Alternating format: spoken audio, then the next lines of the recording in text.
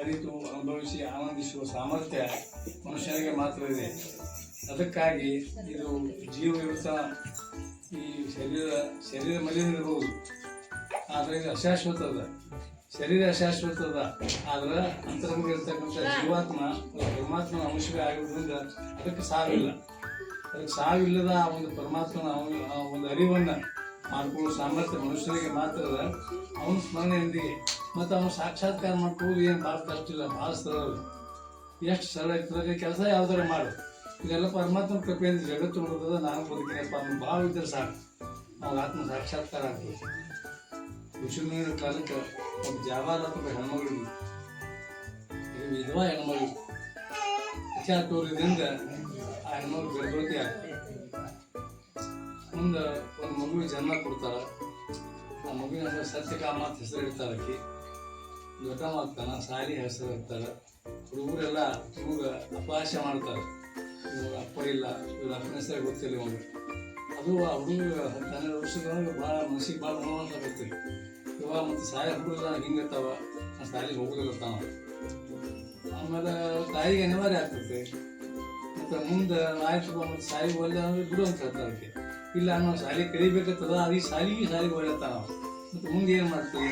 ಇಲ್ಲ ಗುರುಗಳು ಅದಾರ, ಅವ್ರ ಹತ್ರ ಹೋಗ್ತೀವಿ ನಾವು. ಆ ಗುರುಗಳು ಅವ್ರು ಕೇಳ್ತೇನೆ, ಅವ್ರು ಇರುವಂದ್ರೆ ಅವ್ರ ಹತ್ರ ಇರ್ತೀನಿ, ಅಲ್ಲಿದ್ದ ವಿದ್ಯಾಭ್ಯಾಸ ಮಾಡ್ತೀನಿ ಅಂತ ಹೇಳ್ತಾನ. ಯಾರು? ಸತ್ಯಕಾಮ. ಮತ್ತು ಅವಾಗ ಅವರು ನಿನ್ನ ತಂದೆ ಹೆಸರು ಕೇಳಿದ್ರೆ ಏನು ಹೇಳ್ತೀನಿ ಅಂತ ಕೇಳ್ದ. ನಂಗೆ ಗೊತ್ತಿಲ್ಲ ಅಂತ ಹೇಳ್ತೇನೆ ಅಂತ ಹೇಳಿ ಇಷ್ಟೇ ಹೇಳಿಬಿಡು, ಮತ್ತೆ ಜಾಸ್ತಿ ಹೇಳಕ್ಕೆ ಹೋಗ್ತೇವೆ. ಗುರುಗಳ ಕಡೆ ಹೋಗ್ತಾನ ನಾವು ಸತ್ಯಕಾಮ. ಹೋಗಿ ನೋಡ್ರಿ, ಯಾರೇ ಕಾವುದಕ್ಕ ಹುಟ್ಟಿದ ಪ್ರತಿಯೊಬ್ಬರ ಅಂತರಂಗದಲ್ಲಿ ಪರಮಾತ್ಮ ಇರೋದ್ರಿಂದ ಗುರುಗಳು ಯಾವುದೂ ಭೇದ ಮಾಡೋದಿಲ್ಲ. ನೀ ಯಾವ ಜಾತಿ ಯಾವ್ದು ಕೇಳಿದ್ರು, ಎಲ್ಲಿಂದ ಬಂದಿ ಅಂತ ಕೇಳೋದಿಲ್ಲ. ಅದು ಮುಖ್ಯ ಇಲ್ಲ ಅವ್ರಿಗೆ. ಗುರುಗಳ ಸನ್ನಿಧಿಗೆ ಬಂದಿಯಲ್ಲ ನೀ, ಅದು ನಿನ್ನ ಜೀವನ ಪಾವನ ಆಯ್ತಿರ್ತ ಮಹಾತ್ಮರು ಹೇಳ್ತಾರೆ. ಜೇಡದಾಸ ಮೇಲೆ ಒಂದು ಮಾತನ್ನು ಹೇಳ್ತಾರೆ. ಉರಿಯುವ ಕೆಂಡದ ಮೇಲೆ ತೃಣವ ತಂದಿರಿಸಿದರೆ ಆ ತೃಣವನ್ನು ಆ ಕೆಂಡ ನುಂಗುವಂತೆ ಗುರು ಚರಣದ ಮೇಲೆ ತನುತೃಣ ನಿಲ್ಲಿಸಿದರೆ ಆತನ ಸರ್ವಾಂಗವೆಲ್ಲ ಲಿಂಗ ಕಾಣ ರಾಮನಾಥ ಅಂತೇಳಿ. ಯಾವತ್ತಲ್ಲ ಯಾವ ಗುರುಗಳಿಗೆ ಸಮರ್ಪ ಆಗ್ತಾನ, ಗುರುವ ಸೇವೆಕರು ಅಂತದ ಅವನ ಜೀವನ ಲಿಂಗಮಯ ಆಗ್ತದ ಅಂತ ಜೇಡದಾಸಿಮಾರ್ ಹೇಳ್ಯಾರ. ಹಂಗೆ ಸತ್ಯಕಾಮ ಗುರುಗಳ ಕಡೆ ಹೋದ.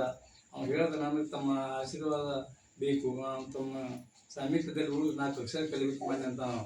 ಆಯ್ತಪ್ಪ, ಯಾರೂ ಬಂದಿದ್ದೀರ, ನೀ ಬಂದಿದ್ರೆ ಭಾಳ ಪುಣ್ಯ ಅದ, ಭಾಳ ಒಳ್ಳೇದಾಯ್ತು, ಅಷ್ಟಂದ್ರೆ ಇರು ಅಂತ ಹೇಳ್ತಾರೆ ಅವರು.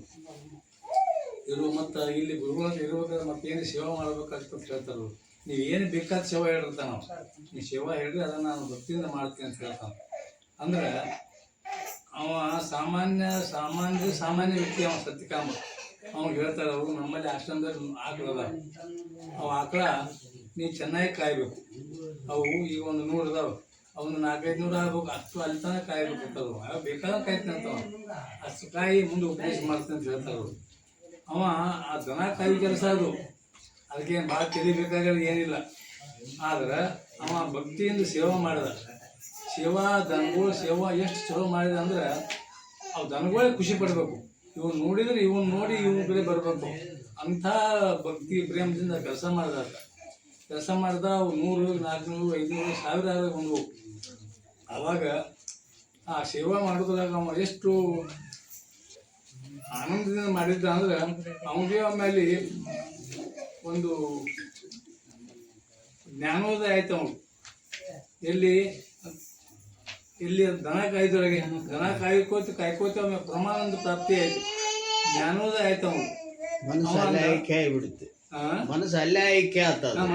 ಐಕ್ಯ ಆಗಿಬಿಡ್ತು.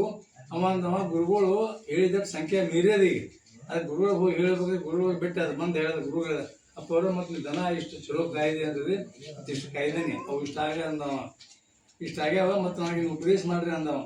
ಇವನ ಮುಖ ನೋಡಿ, ಇವನ ಮುಖದ ಮೇಲೆ ಕಳೆ ನೋಡಿ ಗುರುಗಳ ಹತ್ರ ಏನನ್ನ ಮಾರ್ಗದರ್ಶನ ಮಾಡಿ ಉಪದೇಶ ಮಾಡಿ ನಿನ್ನ ಜೀವನ ಸಾರ್ಥಕ ಮಾಡ್ಬೇಕು ಮಾಡಿದ್ದೆ, ಅದನ್ನ ನೀ ಈಗಾಗಲೇ ಪಡ್ಕೊಂಡಿರಪ್ಪ ಅಂದರು. ಅದರಿಂದ ದನ ಕಾಯ್ದ ಆ ಕೆಲಸ ದನ ಕಾಯ್ದಿದ್ರು ಸಹಿತ ಅತ್ಯಂತ ಭಕ್ತಿಯಿಂದ ಮಾಡೋದ್ರಿಂದ ಪರಮಾತ್ಮನ ಕೃಪೆ ಹೆಂಗಾಗ್ತದೆ, ಗುರುಗಳ ಕೃಪೆ ಆಯ್ತದೆ. ಗುರುಗಳ ಸಾಮೀಪ್ಯದಲ್ಲಿ ಏನೇ ಸೇವಾ ಮಾಡಲಿ ನಾವು, ಅದು ಗುರುಗಳ ಆಶೀರ್ವಾದದಿಂದ ಏನಾಗ್ತದೆ, ನಾವು ಏನು ಸಾಧಿಸ್ಬೇಕತ್ತೇವಲ್ಲ, ಮನುಷ್ಯನಿಗೆ ಅತ್ಯಂತ ಶ್ರೇಷ್ಠವಾದಂಥ ಸಂಗತಿಯಿಂದ ಪರಮಾತ್ಮ ಸಾಕ್ಷಾತ್ಕಾರ. ಅದು ಪೂಜೆನೇ.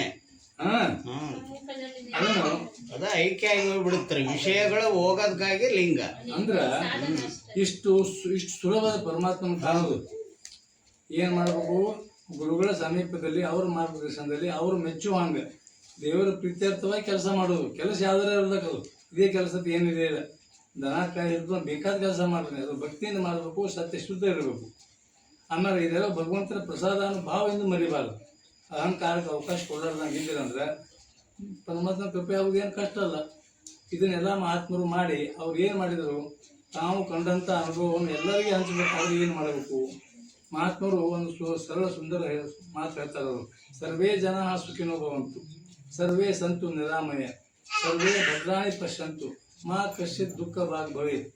ಈ ಒಂದು ಸೂತ್ರ ಋಷಿಮುನಿಗಳು ಹೇಳಿದ್ದನ್ನ ಪರಮಾತ್ಮನ ನಮ್ಮ ಕಾಣಬೇಕಾದ್ರೆ ನಾವು ಏನು ಮಾಡಬೇಕಪ್ಪ ಅಂದ್ರೆ ಈ ಪರಮಾತ್ಮನೇ ಎಲ್ಲರಿಗೂ ಒಳ್ಳೆಯದು ಮಾಡಿ, ಸ್ವಾರ್ಥಿ ಆಗಬೇಡ, ನನಗಂಟೆ ಕೊಡುವ